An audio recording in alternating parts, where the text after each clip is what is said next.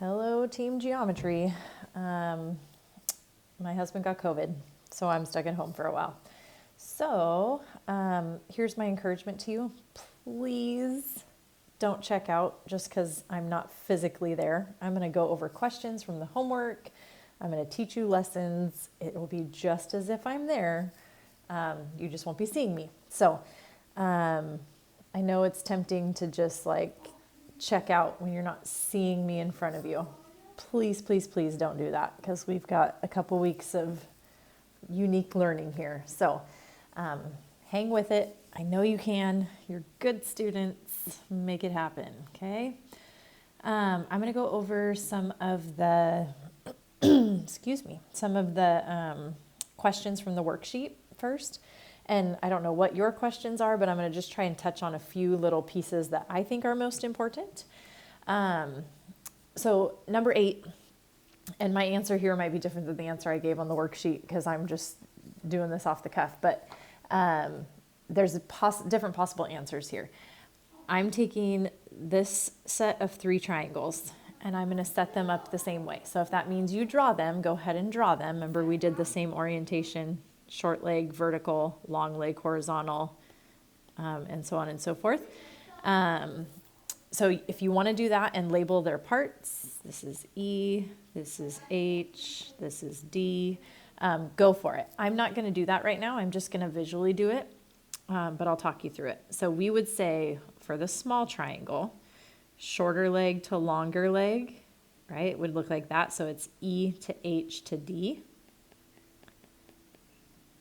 Is similar to, now go to the medium-sized triangle, D to H to F would give you that triangle, short leg to long leg to hypotenuse, and then is similar to, and then your big triangle, so if I'm going to the right angle, E to D to F would be the third one.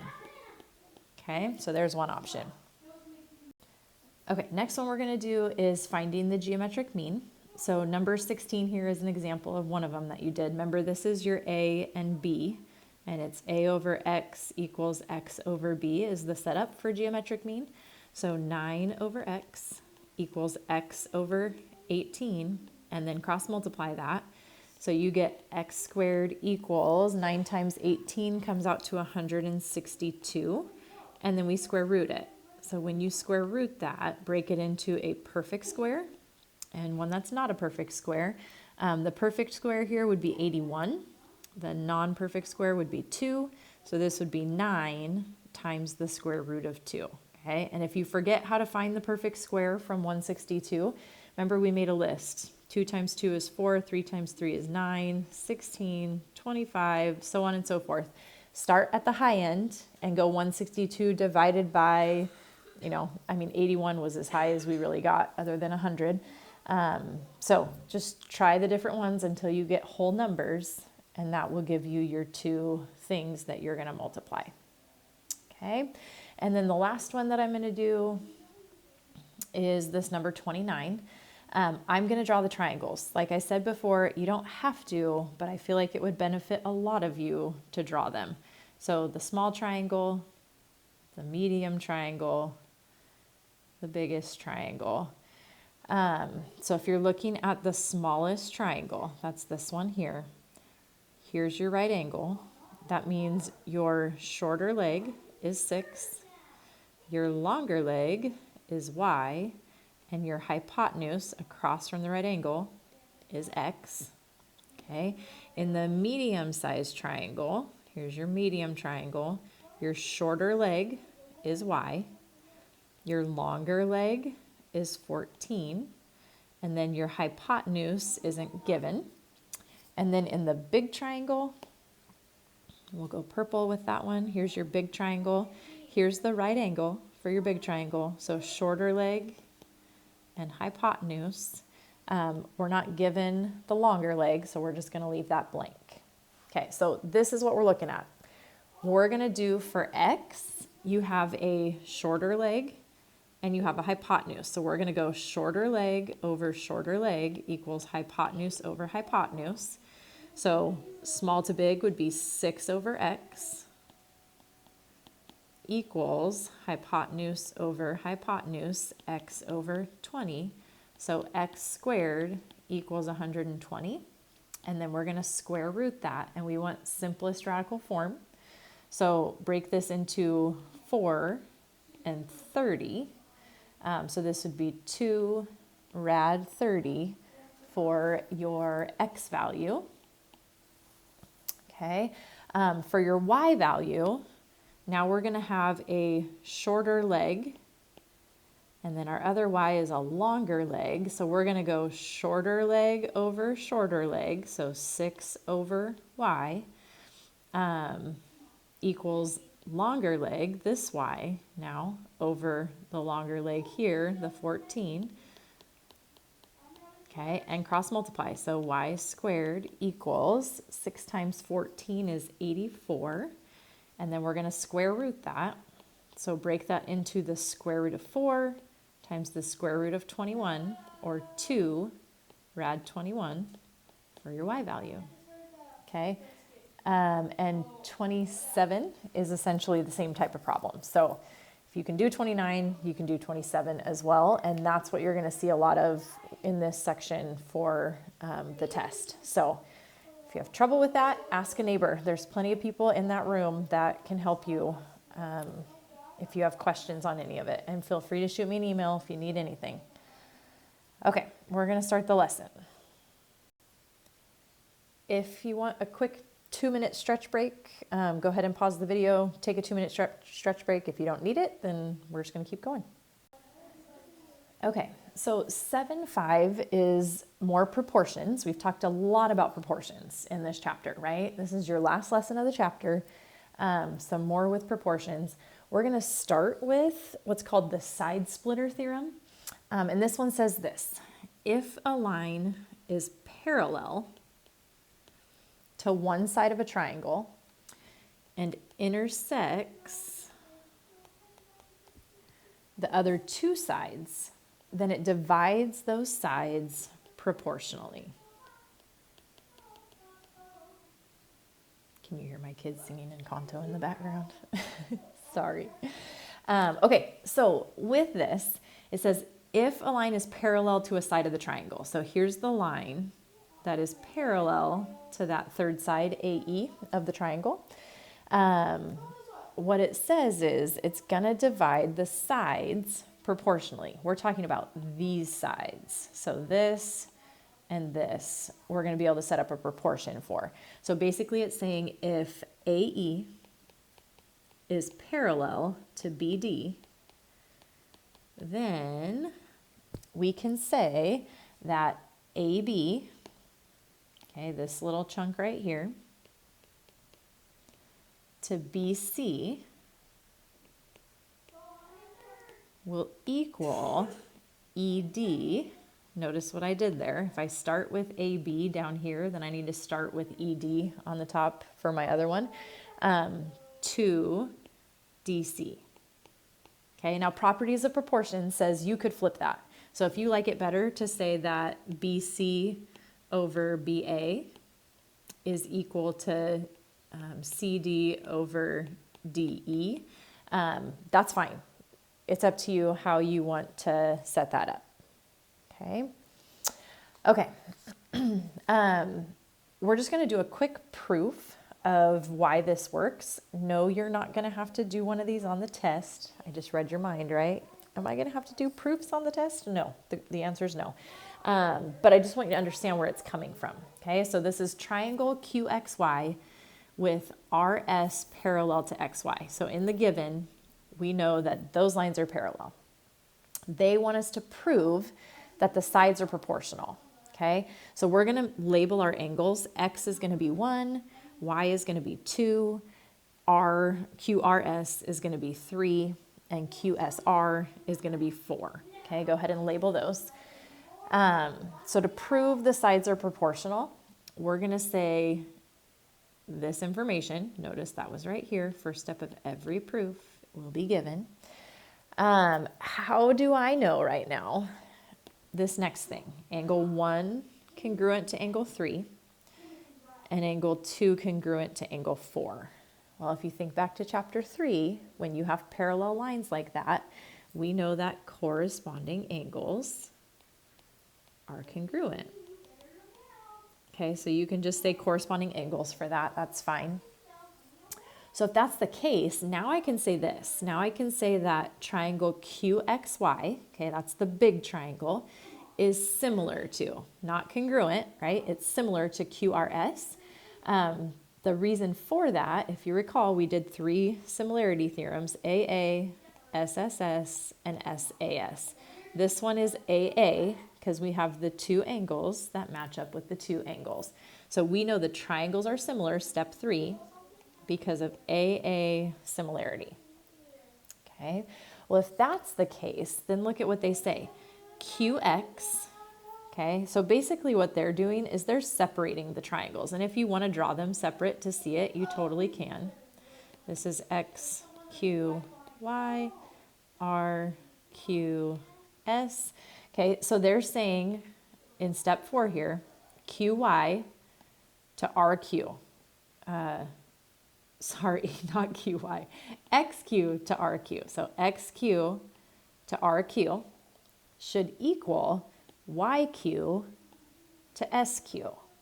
Okay, well, the reason we know that is because corresponding sides of similar polygons are proportional, right? We learned that early on in all of this. Again, you're not going to have to do that over and over and over for me. I'm just proving why this works right now. So don't stress if you're like, what? It's okay. Step 5 then says this, XQ, okay, this length here, equals XR, this length, plus RQ, this length, okay? If you think back to chapter 1, we did this one a long time ago. That's the segment addition postulate, right? It says if you add the 2 pieces together, it will equal the whole thing. Okay, so now what we're going to do is instead of calling it XQ, like we did right here, we're going to call it what we just said it equals. So we're going to drop this in where this was, okay? When you take something out of equal value and put something else in, that's just substitution. Okay, and then the last step is actually the property of proportions that I said we use the least, but we're going to use it right here. You do numerator plus denominator over denominator. So that means we can technically take that second piece out and just set it over what it was already over. That's just properties. It's a property of proportions. Okay, so I get it. That's a long proof. There's a lot going on there. I'm just showing you this is why we're able to do this. Oops, I will never make you do that proof again, but that's the reason behind it. Okay? Okay. Example 1 here. So it says solve for x, and the side splitter theorem just said if these are parallel, which they've marked them parallel for us, then the sides are going to be proportional. So what we're going to do is we're going to take the 2 that form a straight line and we're going to put them over top of each other. So 12 over x plus 1 is going to equal 9 over x. Okay, so that's your setup, and now we cross multiply. 12x equals 9 times x plus 1. Okay, and don't forget your parentheses there. We're going to distribute that whenever it's an expression like x plus 1. We're going to distribute that 9. Okay, so we have 12x equals 9x plus 9. Take away that 9x, and we have 3x equals 9, this 9. Divide by 3, and x equals 3. Okay, and that's all they ask you to do, solve for x. If you want to plug it back in, you could check your proportion, plug it in here, plug it in there. You could see that they actually do equal the same thing, and they do. They both equal 3 if you divide that. Okay, so that's the first thing you're going to be doing. Second thing, which is just an add-on to the side splitter theorem, is exactly the same thing, just not with a triangle. So now they're just going to give you parallel lines. Okay, they're going to tell you those lines are parallel. And the corollary says this: if line A is parallel to line B and parallel to line C, then the same thing's going to be true here. AB to BC, AB to BC will equal XY to YZ. Okay, so it looks a little bit different because it's not a triangle, but it doesn't need to be a triangle. It just has to have the parallel lines with transversals, and those transversals will be cutting the things, the segments proportionally then, okay? So with this one, if we have this set up and we're gonna solve for x, notice they just rotated the image. So the parallel lines are going vertically now. If you can just remember that the two that form the straight line are the two that you put over top of each other, you should be just fine with it, okay? So if I'm gonna set this up, I'm gonna say 62 over x, okay? Or you could say x over 62. Here's the tricky part. If you say x over 62, you have to say 70 over 56. Because I said 62 over x, then I need to start with the 56 since I started with the 62. Okay, so 62 over x equals 56 over 70. And then we're just going to cross multiply. It's a whole lot of cross multiplying in this chapter, right? So this is going to be 56x equals 62 times 70 is 4,340. And then we're going to divide by 56. So x comes out to 77.5.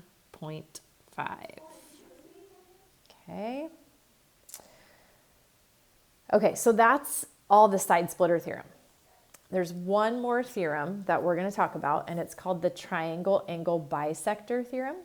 And this one says if segment AD bisects this angle, okay, so if this angle is being bisected, which they tell us here with those markings that they are, if it bisects, then you're going to get another proportion. So you're going to get that, again, the two that are on the same line are the two you want to put over top of each other. So CD to DB, you're going to say CD over DB will equal, and since we started on this side, then we need to start on this side. Okay, so AC over AB, and that will be your setup.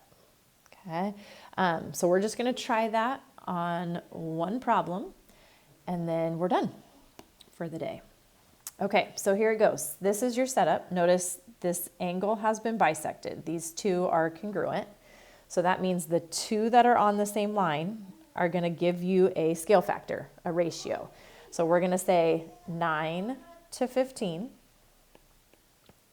equals, I'm going to give you a second to think about if it's x over 25 or 25 over x. What is it? So if I go 9 over 15, I got to go back to the left side over the right side. So x over 25, and then you'll cross multiply that. 15x equals 9 times 25 is 225. And then we'll divide by 15, and you get x equals 15. Okay, so that's 7.5. I'm canceling the quiz for Tuesday, but you're going to do a practice quiz in Canvas, just so you can try it out before you see it on the test. That's just a quiz over lesson 7.4 with all the 3 triangles that we were drawing. And then your test is on the block day. So I will have a video on the block for the first part of the block period of just me going through a bunch of questions through the review, and then you'll take the test the second half of the block. So if you have questions for me, reach out before your block period, like not hours before, like the day before, so that I have time to get back to you if you have questions. Okay. Email anytime. Thanks, guys.